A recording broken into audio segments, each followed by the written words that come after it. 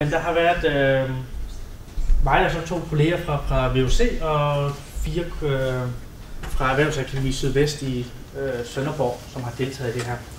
Hvor vi så har prøvet at tænke på, hvordan kunne vi egentlig lave et HF-forløb, som var skræddersyet til, at de skulle fortsætte hos dem og egentlig også gerne lande i deres drømmejob.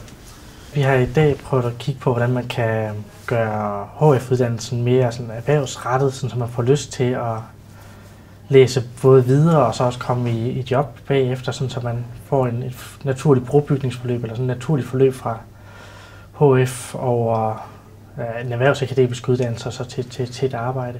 Og hvordan vi inden for HF-rammen kan begynde at blive bedre til at lave et tilbud, der egentlig giver mening for de kursisterne og fastholder dem og sørger for, at de gennemfører og bliver mere motiveret.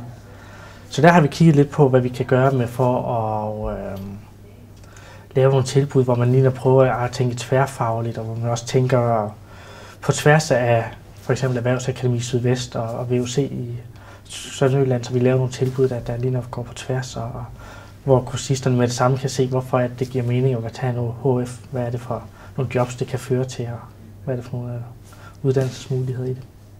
Så vi gerne pirke lidt til deres nysgerrighed og prøve at appellere til, at de skulle gerne prøve at få lyst til at være sådan midt i fremtiden og præge den her.